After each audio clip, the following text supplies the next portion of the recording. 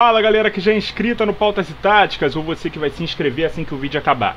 Como a gente combinou, galera, no lugar de fazermos um resumo dos destaques de cada dia de jogos da Euro, vamos resumir cada rodada com destaques táticos das principais seleções da competição, beleza? O vídeo no segundo dia, além de eu ter tido problemas de internet que me impossibilitaram de ver dois jogos que eu queria analisar por completo, ainda me pediram de fazer um vídeo com a qualidade que estamos acostumados. Eu gravei online, né, utilizando a plataforma do StreamYard para a gente poder contextualizar com aquele campinho, só que não deu muito certo, o vídeo ficou muito fragmentado, travando demais, vocês só conseguiram me escutar e a parte do vídeo realmente ficou muito ruim. Então eu quero pedir desculpas para vocês, e aí eu vou ter que gravar de forma offline e editar depois, né, pra gente não entregar um material tão aquém como foi no último vídeo.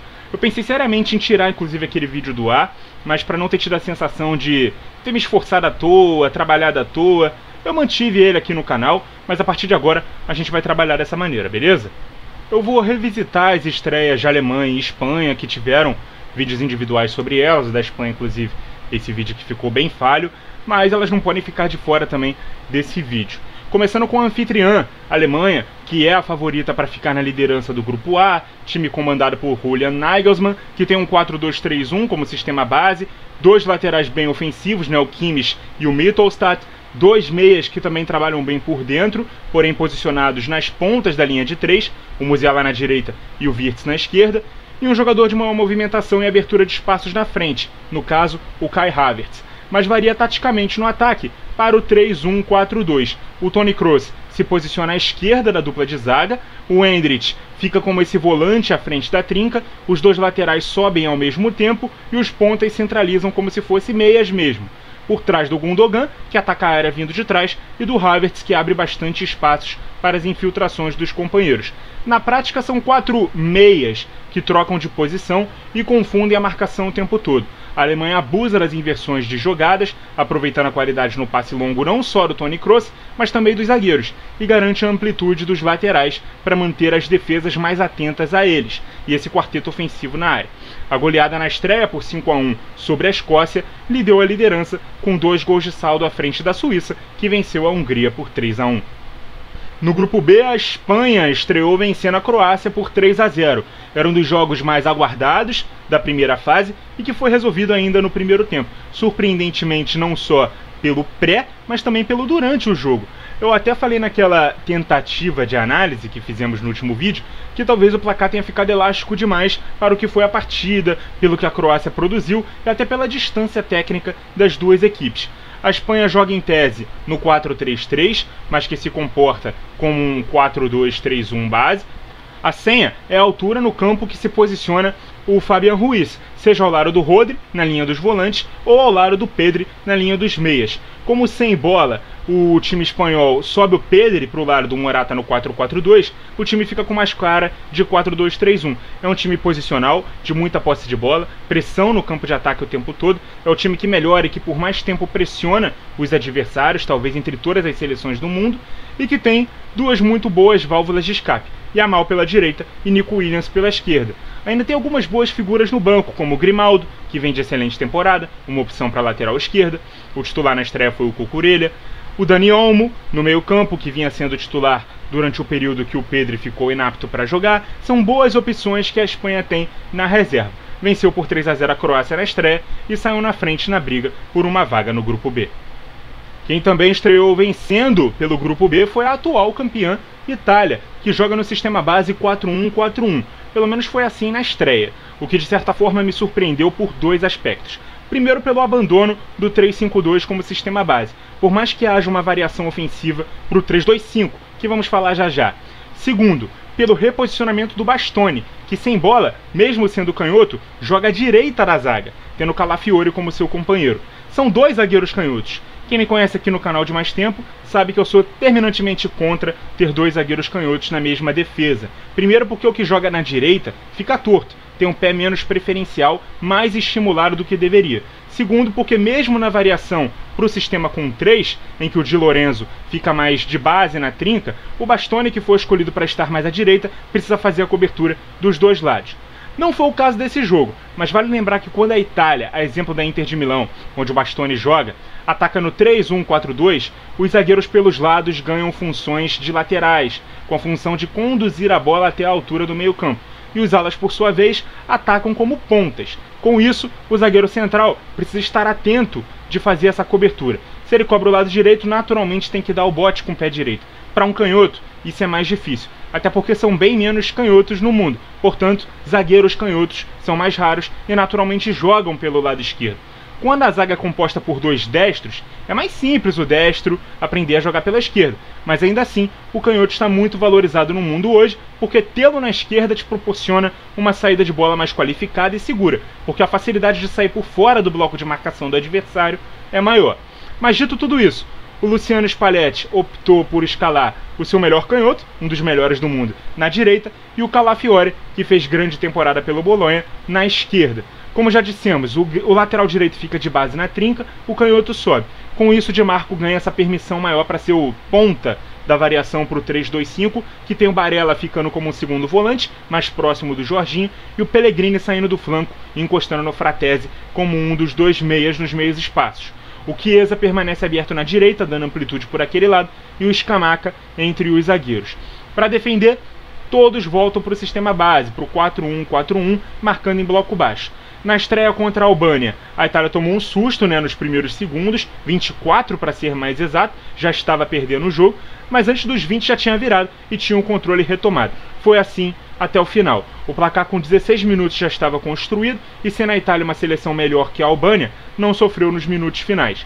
Foi importante a Itália ter vencido a seleção mais fraca do grupo da morte, porque a Croácia também perdeu, e por mais que os 4 melhores terceiros passem de fase, num grupo tendo 3 postulantes às 2 vagas diretas, é possível que a Itália perca pontos para a Croácia. Então sair na frente, principalmente pensando que no próximo jogo já é contra a Espanha, é importante. Ela já pode chegar para o confronto direto com 6 ou 4 de vantagem, ou até mesmo empatada em pontos com a própria Croácia. As chances de classificação da Azzurra no grupo aumentam a partir desse primeiro resultado.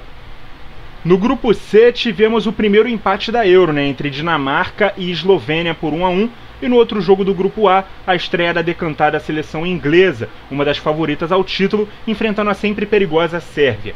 O Southgate tem à sua disposição um elenco com muitos jogadores que terminaram a temporada em alta: Harry Kane, Jude Bellingham, Bukayo Saka, Phil Foden, Declan Rice, Cole Palmer, que iniciou a campanha como reserva, e é claro que a expectativa fica em cima desses caras. A decisão dele foi escalar o time no 4-2-3-1. O Mark Gay foi o escolhido para compor a zaga, ao lado do John Stones, e depois do corte do Maguire, o Trippier foi para a lateral esquerda, ele que foi tão importante como ala, jogando à frente do Kyle Walker, quando a equipe jogava com 3 zagueiros. O Southgate não tinha o Chilwell, que não foi convocado, mas tinha o Luke Shaw no banco, caso quisesse um lateral esquerdo de origem para usar na posição. Outro improviso foi do Arnold como volante, ao lado do Rice. No Liverpool ele já vinha ensaiando como o volante, ao lado ali do Rice, mas no Liverpool ele já vinha ensaiando nas últimas temporadas esse movimento como lateral invertido. Mas ao que parece, o Southgate pensa nele mais como meio campista mesmo. Eu confesso que eu não gosto muito dessa fixação dele, como volante. Eu preferi usá-lo como lateral mesmo, deslocando o Walker para a zaga, ou mesmo como ala, com o próprio Bellingham poderia jogar como segundo volante num 3-4-3. O problema seria ter que centralizar um pouco mais o Saka e o Foden, que são muito mais pontas de amplitude. O Foden, inclusive canhoto, jogando pela esquerda, estimula mais a jogada, chegando à linha de fundo, do que as diagonais para a área. Mas os recuos do Kane, como um falso 10, já que ele é um 9 de verdade, poderia abrir esses espaços. Mas o funcionamento no 4-2-3-1 britânico foi o seguinte: o Walker mais contido nos avanços para o ataque, funcionando na prática realmente como um terceiro zagueiro, deixando o mano a mano e a amplitude das jogadas por aquele lado com o Saka, mas isso influenciou na má partida do Arnold, que realmente se limitou a jogar como um meio-campista de passes mais laterais. Pela esquerda, o Foden em tese teria que flutuar um pouco mais por dentro, como ele vem fazendo no City, se tornando uma espécie de segundo meia e abrindo o corredor para as subidas do Trippier. Mas também não foi uma boa partida do Foden. Eu senti ele muito preso naquele lado do campo. Acabou que os dois jogadores acabavam ocupando o mesmo corredor, no caso o Foden e o Trippier. Por dentro, o Bellingham teve a liberdade para atacar e foi assim inclusive que fez o gol. A temporada como 10 no Real Madrid influenciou diretamente na transformação dele, também como 10 na seleção, mas isso também prende mais o Kane na área. Se há um jogador centralizado por trás do 9, não tem espaço para o Kane fazer os recuos entre as linhas de marcação do adversário, a não ser que haja uma troca. Quando o Kane sair, o Bellingham tem que entrar. Ou o Bellingham ataca pelo meio espaço à direita e o Foden, vindo da esquerda, ataca o outro. Como o Foden centralizado, ele arrasta a marcação individual do lateral direito. Sendo assim, o espaço fica curto por dentro e se abre por fora, justamente no corredor do lateral. E se o Bellingham está atacando do lado oposto, o Kane não pode correr para o segundo pau, fica mais realmente entre os zagueiros. Então o Southgate tem que repensar essas estratégias e rever se é realmente essa composição tática que ele pensa para o English Team. Não adianta ter vários jogadores em grande fase se você subaproveitar a maioria deles. Eu já prevejo mudanças de peças no 11 titular e talvez até de orientações táticas na próxima partida. Mas a Inglaterra estreou com vitória, apesar de tudo, 1-0, gol de Bellingham ainda no primeiro tempo, e foi a primeira seleção a de fato sair na frente no grupo, já que o outro jogo dessa chave terminou empatado. No grupo D, quem estreou vencendo e jogando até mais cedo que a Inglaterra no domingo foi a Holanda, enfrentando a Polônia sem Lewandowski. Saiu perdendo, empatou ainda no primeiro tempo e virou nos minutos finais com a entrada de um centroavante que o time titular não tinha. Partindo de um 4-2-3-1, a equipe do Ronald Koeman também mantinha esse desenho base, na sua fase defensiva. Ofensivamente, o Ake ficava mais de base e o Dumfries tinha mais permissão para subir. Assim como eles jogam nos seus clubes, O Ake é um lateral zagueiro e o Dumfries, um ala. Com isso, a variação ofensiva era para uma espécie de 3-2-1-4. Isso porque o Xavi Simons encostava no Depay, principalmente quando a jogada era pelo lado direito. Na esquerda, o Ake poderia se juntar aos volantes e até fazer ultrapassagens, o que empurrava o Gakpo para dentro da área. E aí o Xavi vinha se juntar ao Reinders no cerco à área. Chama a atenção nesse time holandês, é claro, o fato de o time ter 3 pontas no ataque, mas que todos eles se mexem e trocam de posição. Mas foi com a entrada do Weghorst, um centroavante de fato, que o time chegou à virada aos 83 minutos, o que garantiu os primeiros 3 pontos da laranja no grupo D.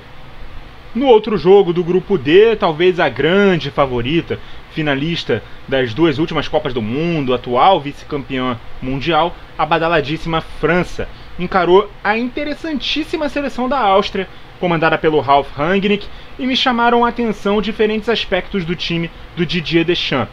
O sistema base era o 4-2-3-1, que quase todas as seleções do torneio têm como preferencial, inclusive com o Mbappé na esquerda e o Marcus Thuram de centroavante. Por que eu estou chamando a atenção para isso?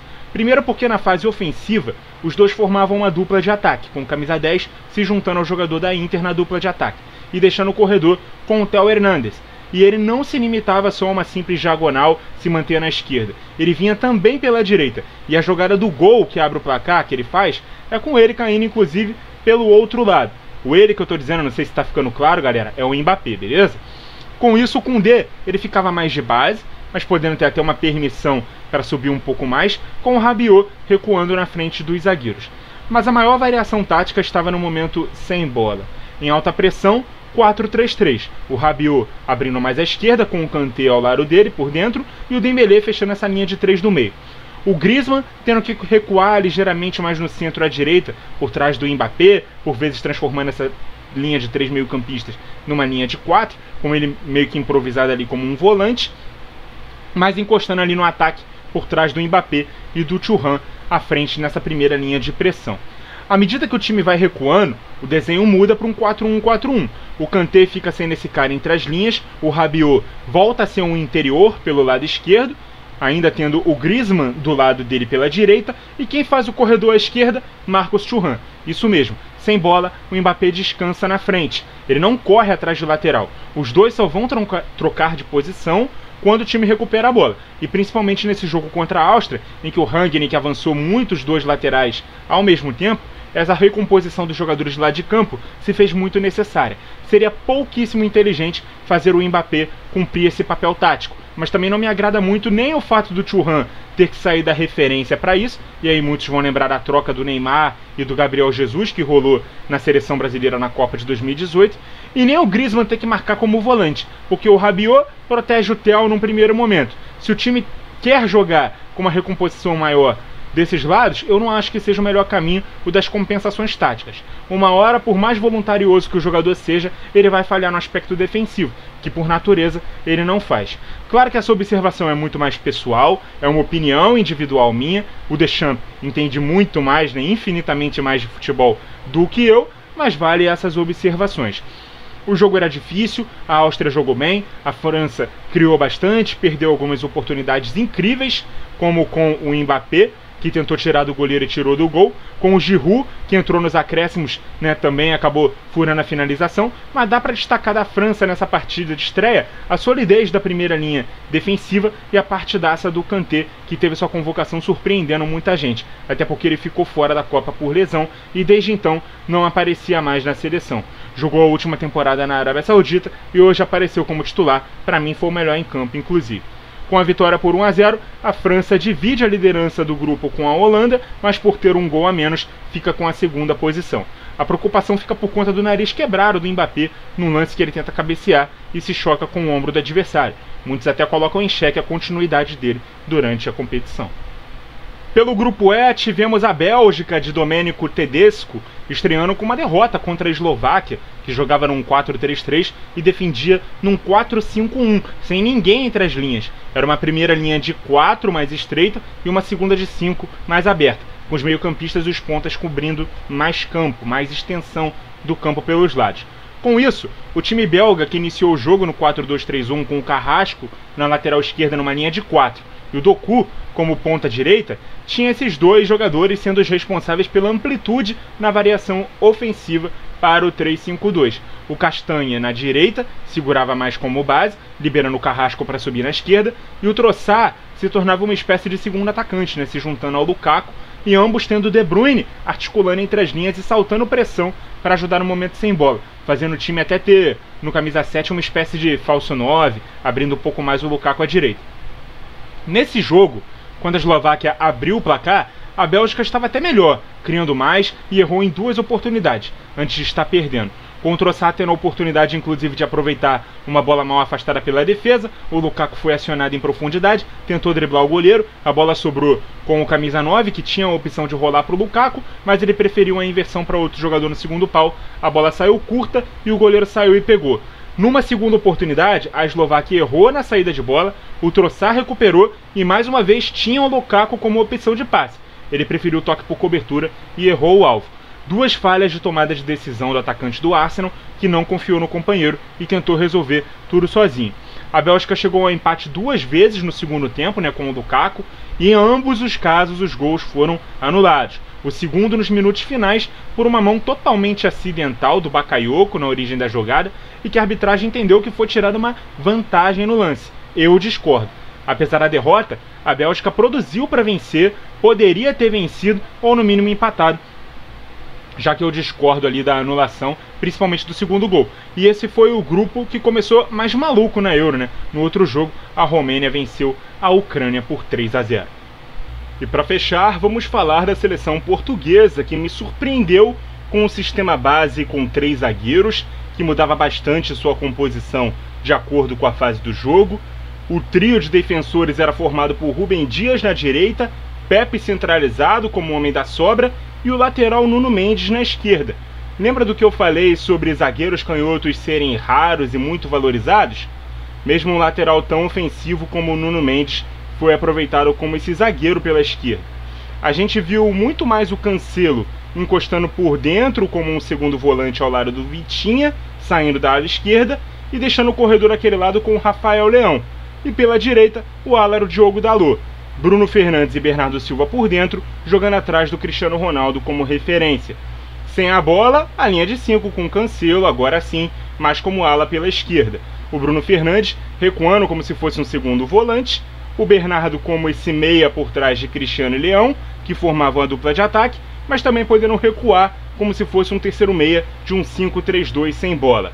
O time ficava muito dependente da criação pelos lados, abusou das bolas longas, especialmente com o Nuno Mendes no primeiro tempo, e viu um Cristiano muito isolado na frente, várias vezes tendo que recuar para pedir a bola e tendo poucas chances de finalizar. Na maioria das vezes que ele recebia, tinha que fazer o pivô para um dos lados.